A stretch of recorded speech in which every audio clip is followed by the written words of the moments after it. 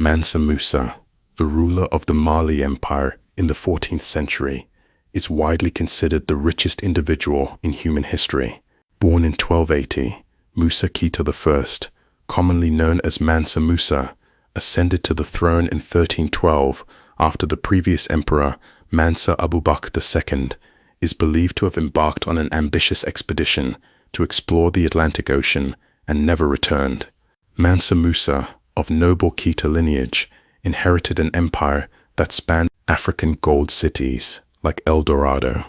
Modern economists and historians attempting to measure his wealth estimated at over $400 billion in today's terms, though exact comparisons are impossible due to the nature of pre-modern economies.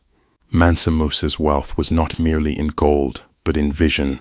He understood the power of religion, education, architecture, diplomacy, and economy, balancing them with the wisdom of a ruler far ahead of his time. His pilgrimage was not only a religious obligation, but a display of Mali's strength, a diplomatic mission, a cultural exchange, and an economic tsunami rolled into one. In conclusion, Mansa Musa's life was a phenomenal blend of wealth, wisdom, piety, and leadership. He turned Mali into a global superpower of its era, influenced financial systems far, attendants clad in fine silk, heralds adorned in gold brocade, and scores of animals and servants carrying provisions.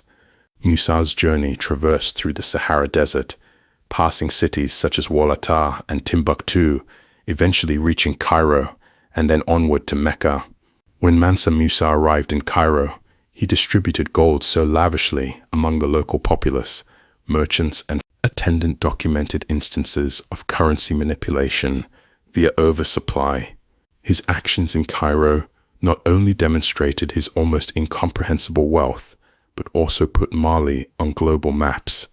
Literally, European cartographers, such as those behind the 1375 Catalan Atlas, depicted Mansa Musa sitting on a golden throne, holding a golden scepter and orb, symbolizing his dominion and opulence beyond Africa, and created a lasting legacy of intellectual and architectural achievement. His wealth remains the stuff of legend.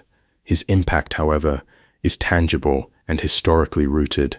Through the gold-laden deserts, scholarly halls of Timbuktu, and the ornate mosques that still bear his vision, Mansa Musa's story continues to echo through history as a symbol of Africa's richness, leadership, and forgotten grandeur.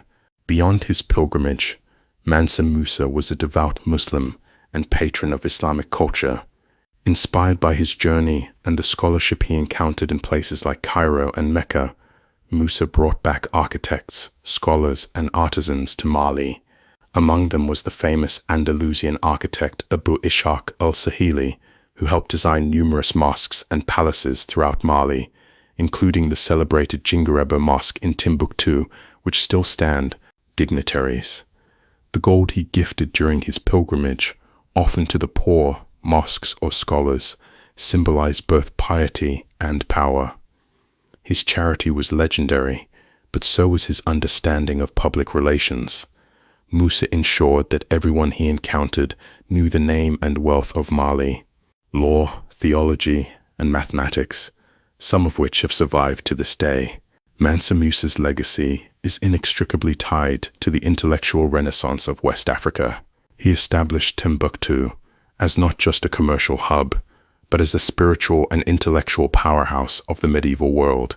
Administratively, Mansa Musa governed an empire that was remarkably organized for its time. The Mali Empire, under his rule, had a centralized bureaucracy that included governors for each. Mansa Musa's personal lifestyle mirrored his empire's opulence. His palaces were rumored to be adorned with gold, fine cloth, and marble.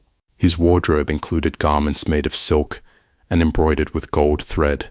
He was known for his humility and religious devotion, often praying and distributing alms to the poor, yet he lived in unmatched grandeur.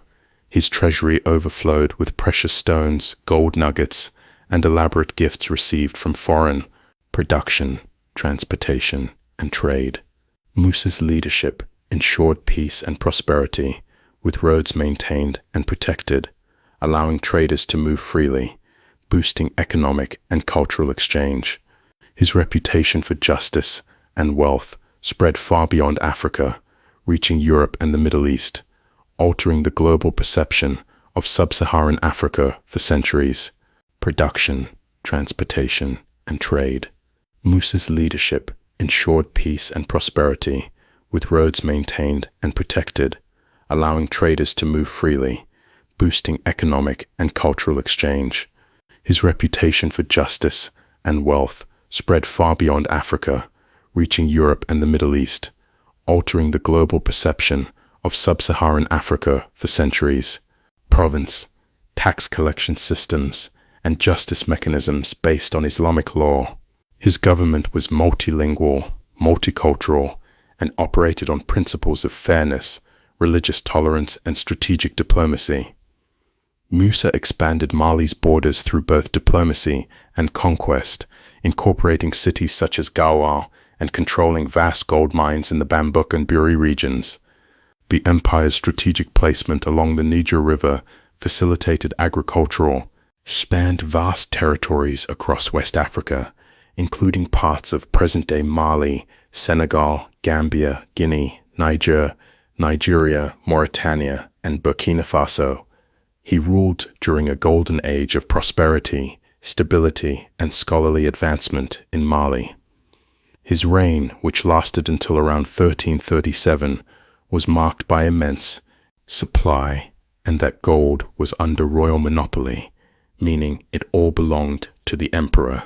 Musa's access to these inexhaustible resources propelled him to unimaginable affluence. Contemporary historians and later European chroniclers alike marveled at his wealth, influence, and generosity. The most iconic event of Mansa Musa's life was his pilgrimage, Hajj, to Mecca in 1324, a journey that captured the attention of the Islamic world and beyond. Musa did not travel humbly. He undertook the journey with a procession of astonishing magnitude. Reports state that he traveled with an entourage of 60,000 people, including soldiers, heralds, slaves, and officials, and 100 camels, each carrying up to 136 kelij, 300 labs of gold. The caravan included thousands of gold, today as a symbol of Mali's medieval Islamic architecture. Under Musa's patronage, Timbuktu flourished as a center of learning, commerce, and Islamic jurisprudence. He funded the construction of universities, libraries, and schools, transforming the city into a beacon of education that attracted scholars from all across the Islamic world.